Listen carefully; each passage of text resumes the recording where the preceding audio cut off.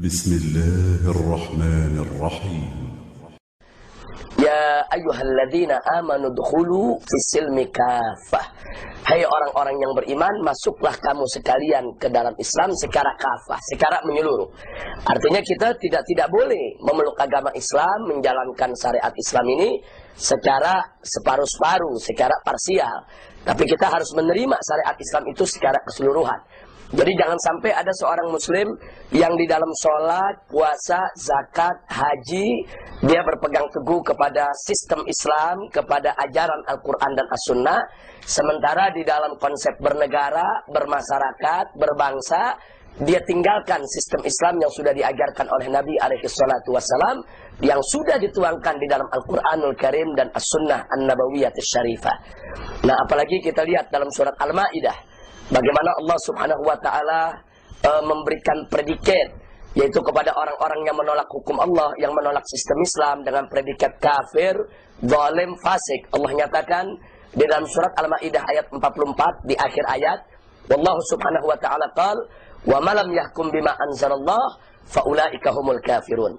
Barang siapa yang tidak menghukum dengan apa yang diturunkan oleh Allah, maka mereka adalah orang-orang kafir.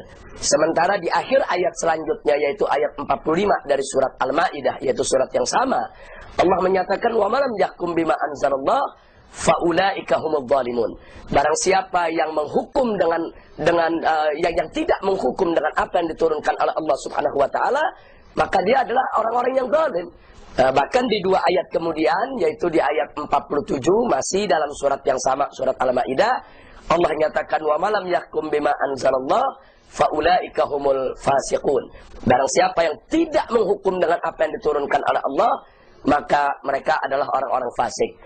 Na'udzubillah, kita berlindung kepada Allah Subhanahu wa taala daripada predikat-predikat yang Allah sudah nyatakan di dalam Al-Qur'anul Karim.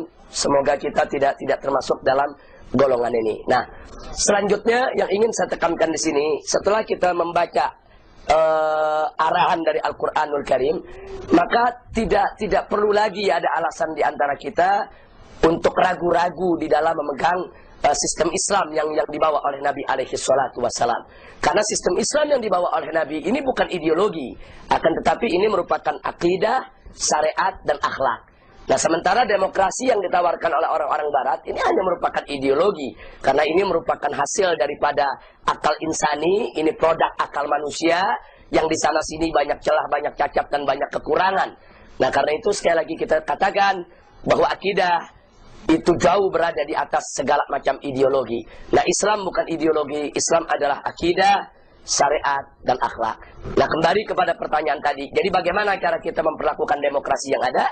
Ya, kita harus perlakukan kalau demokrasi ini bukan sistem Islam. Nah, bagaimana memperlakukan sesuatu yang bukan dari Islam? Ya, kita tolak.